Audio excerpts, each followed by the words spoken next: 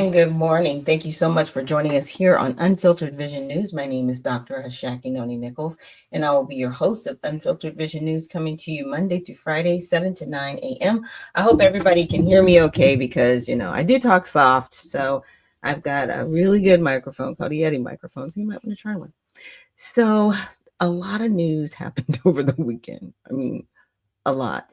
I think the saddest news that I've heard so far is that President Joe Biden was diagnosed with prostate cancer. Now, there have been a lot of people say a lot of things. Some people, may see this as a distraction from his mental decline. Other people may see it as a ploy for sympathy, which is sad. Whenever any of us is sick, especially our former presidents, we should, kind of, I want to say, drop the politics. And it's okay to drop the politics and just be human and really have some compassion. Because I actually do have a relative that is suffering with prostate cancer. They were able to overcome it, changing their diet. They went through chemo, and they are still living and with our family today. But it was a hard road, so whenever you're dealing with a physical ailment such as cancer, it should be taken seriously. And again, like I said, it's okay to drop the politics and just be human. So with that, we're going to get into our Monday recap and just get into what happened over the weekend. Okay, and welcome back, everyone. Thank you again for joining me on Unfiltered Vision News here on a Monday. And I like that music because it kind of sets the tone, sets the mood. Let's relax because the news can be very daunting. It can also be very stressful. Let's just face it, it can be extremely, extremely stressful. So again, we're going to look at former President Joe Biden diagnosed with prostate cancer. And I really want to see how the center covered it on the Hill. On the left, it says former President Joe Biden diagnosed with aggressive form of prostate cancer. Sorry. And then Joe Biden dosed with an aggressive form of prostate cancer with That's going to be a long word for me this morning on Monday. Metastasis to the bone. Oh, metastasis to the bone. Oh, wow, that's really sad. Okay, so it might be in his bones as well. Not great. Okay, let's see how the Hill covered it. So, according to a statement from his personal office Sunday, the former president has been diagnosed with an aggressive form of prostate cancer that has metastasized to the bone. Okay. On Friday, he was diagnosed with prostate cancer characterized by a Gleason score of 9, grade group 5, with metastasis to the bone. While this represents a more aggressive form of the disease, the cancer appears to be hormone sensitive, which allows for effective management. The president and his family are reviewing treatment options with his physicians. And so, for context, prostate cancer is common in older men, with approximately 1 out of 8 men being diagnosed during their lifetime. According to the American Cancer Society, metastatic cancer is classified as stage 4 cancer, which means the cancer has spread to other parts of the body, such as distant lymph nodes, organs, or bones. It is the second leading cause of cancer death in American men after lung cancer. The diagnosis coincides with the release of several books about the final year of Biden's administration, some of which raise questions about his cognitive abilities. So, how the media covered it was this: outlets across the spectrum reported similar details, framing the diagnosis within broader conversations about the former president's overall health. NBC News, that lean left, highlighted the fact that the cancer is hormone sensitive, which allows for effective management. On the right, from Fox News, reported the same details and shared a video discussing the media's portrayal of Biden's mental state. The Hill, which is center, discussed Biden's recent public appearances and the ongoing debate about his mental acuity during his presidency. What I find sad is the fact that he got regular checkups from really good doctors and they missed this. I think that that's the saddest part. That, you know, yes, it is hormone sensitive, which is good, but it still has metastasized to his bones, which means he's been sitting with this for a minute. So could he have been diagnosed sooner? Or did they just not say anything because they didn't want to alert the public while he was still in office? I think that's a better question to ask. When did they really know about his diagnosis? And why is it coming out now? Because again, it's metastasized. You don't miss cancer because obviously when they get their full body checkups, they're doing cancer screenings. They're doing, all of these things because they have to, because the mental health of the president is at the utmost. So you're not just not getting these types of screenings. And I don't want to say like normal people, but unless I ask my doctor to do an actual screening for me, I'm probably not going to get one. You know what I mean? I mean, my doctor, just for me personally, for my annual physical, I do a mammogram because I'm over 45, right? I'm actually over 50. So I have a mammogram every single year without fail. But my doctor also does a bone density scan.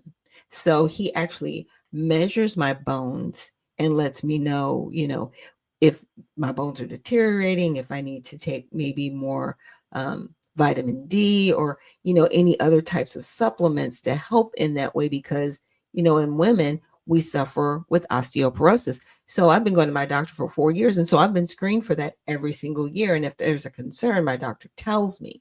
So like, again, I find this very sad that it has spread the way it has so aggressively, and it wasn't caught before now. And like I said, it leaves me with that question of, did you really not know, or did you know and you just withheld the information from us? That's where I'm at with it. Not that it didn't happen, it's when did it happen, right? I mean, I don't want to spend too much time parked here on that, but I just wanted you guys to also, maybe look at that question, right? Did they know before he left office that he had prostate cancer and they were just waiting? Because it's May. He left office in January. Did they know before he left office? Because the timing is very interesting. It it just doesn't happen in the case of the president. Like I said, in the case of, and I won't say normal people, but I will say people every day, day to day, maybe even congressmen and women, right? Unless you're asking your doctor for a particular screening to look for something, they're not going to see it.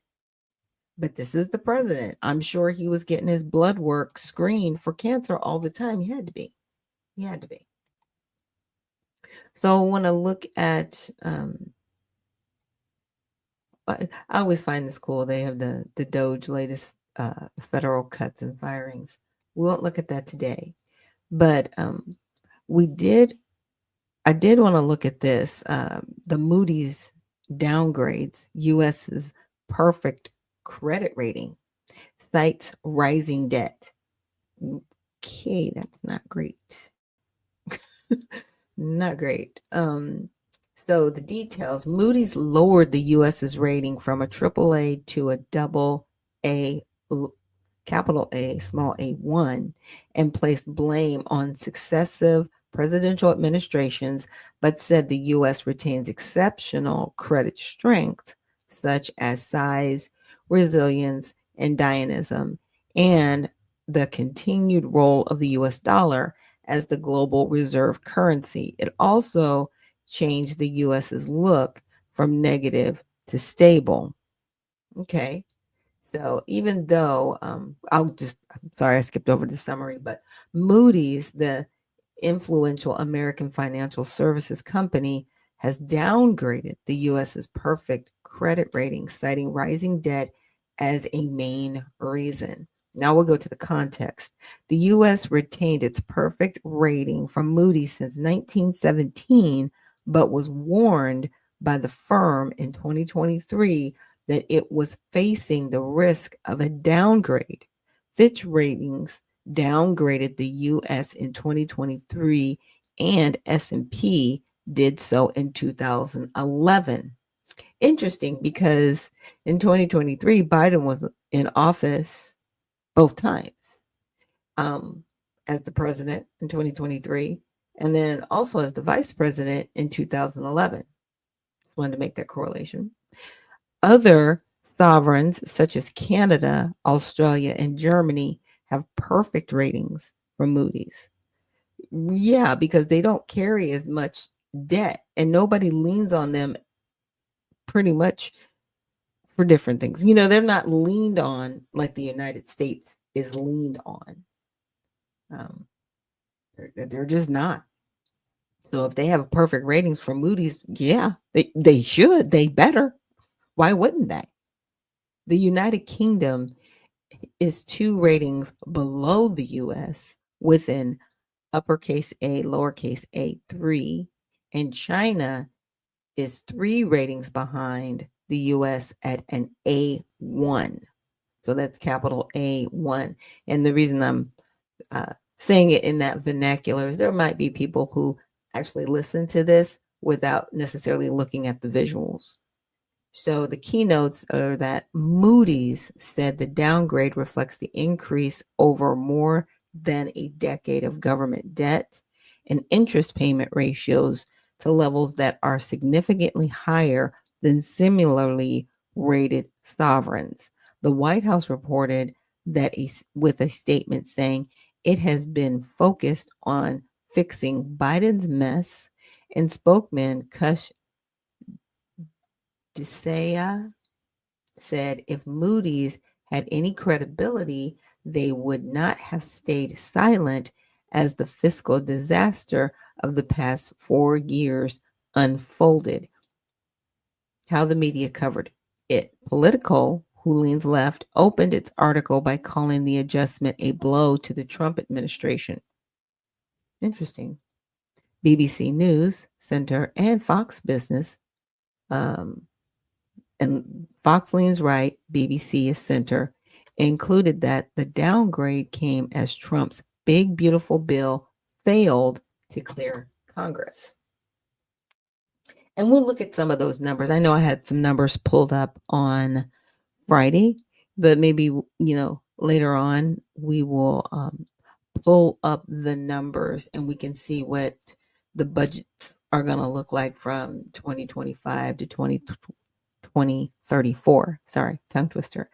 And they did give projections from Congress in relation to the big, beautiful bill that Trump is trying to pass. But I find it fascinating. I always find it fascinating when they do these ratings and when they're also, trying to place blame on particular administrations. And then our Congress will stand up and say, well, we're responsible for the purse. You know what you are? And that was Ilhan Omar that said that earlier this year when they were trying to shut down USAID. And, she said that, the president had no right doing what he was doing when it's actually his responsibility to make sure that we have a good budget. I would say a stable budget going into the fiscal year. And how she stated that, we're responsible for the purse. You are right. You are responsible for the purse.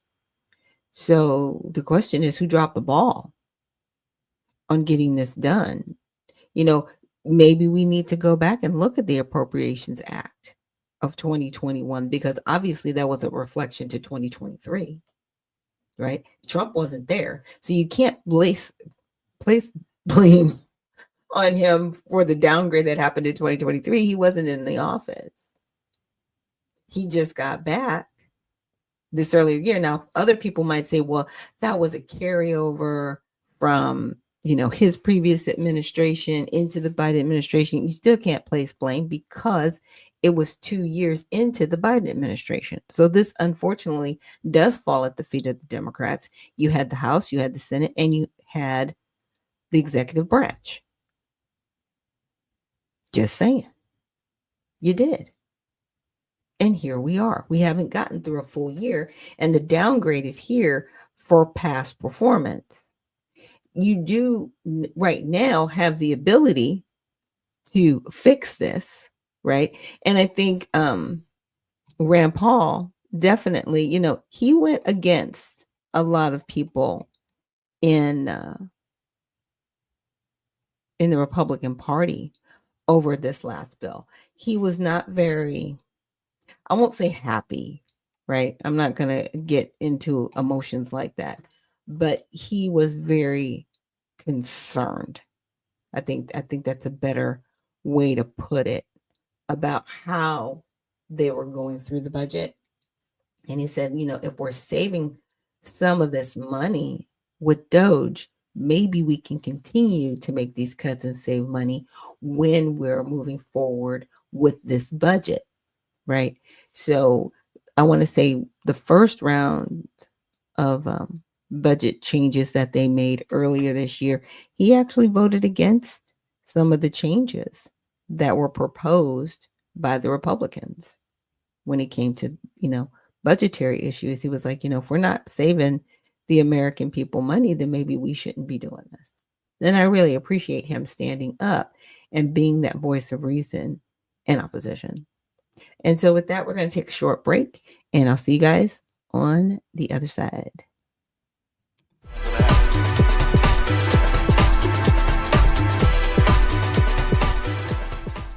At All Sides, we believe unbiased news doesn't exist. To get more clicks and make more money, media outlets often report news with a left, right, or sensational slant, either to suit their own agenda or because by telling us what we want to hear, we'll come back for more. Several news outlets in the center do a good job of portraying both sides equitably, but for the most part, American news media is biased.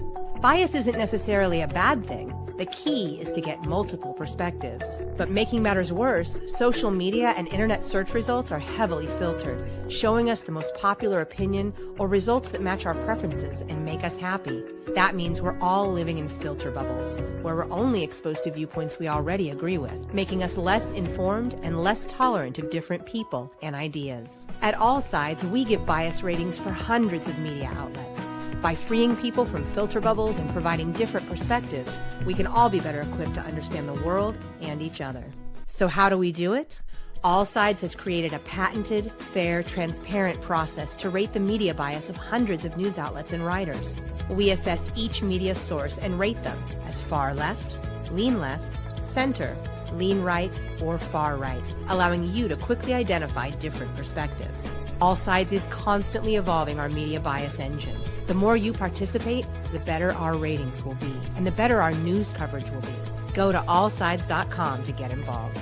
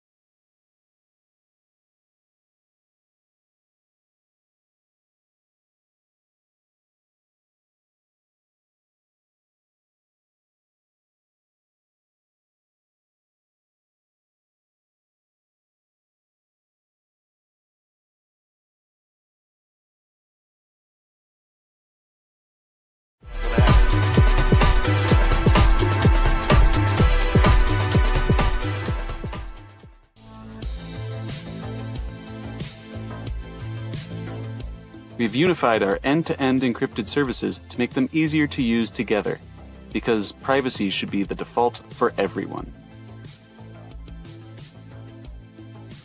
With the new Proton ecosystem, you can add events to Proton Calendar automatically when you accept an invitation.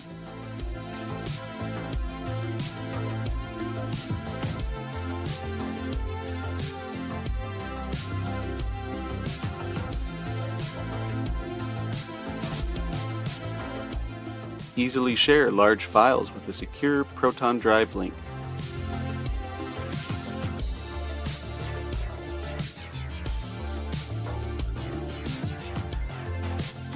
Send secure Proton Drive links privately with Proton Mail.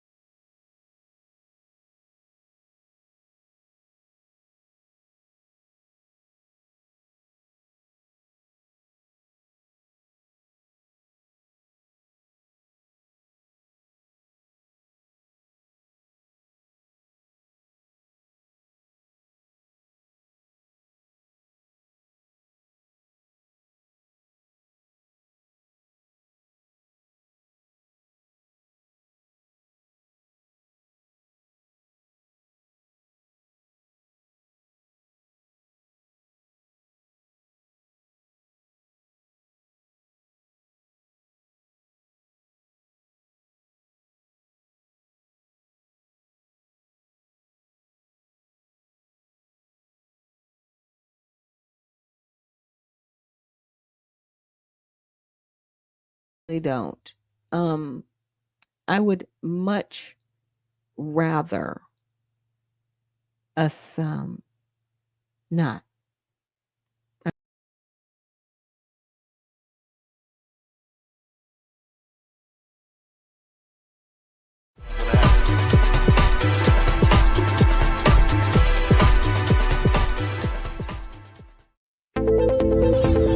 The browsers of today are broken. They've been overtaken by a barrage of sneaky and annoying ads, trackers that follow your habits, and cookies that build profiles, and all sorts of other internet clutter that's taking precedence over the content that you want to see. In fact, these useless bytes can take up to a whopping 50% of page load times, with a third of it anxiously trying to learn more about you. To make matters worse, some ad blockers are even letting ads through when large advertisers pay them. But do you really want a leaky ad blocker? It's because of these very reasons that we developed Brave, a new browser that kicks internet crud to the curb and makes it faster, safer, and better to surf the web than your current browser. With Brave, everything you need is built right in. We integrated technology that automatically blocks trackers, annoying ads, and shields everything that can cramp your style and destruct your privacy. With it, you can expect increased speeds nearly 2 times faster on laptops and up to 4 times faster on mobile.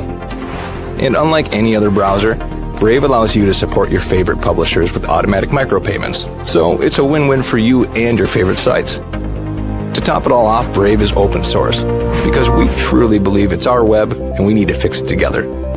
So ask yourself this question. Do you want a web browser made for the internet of today? If so, try Brave. It's faster, safer, and ad-free.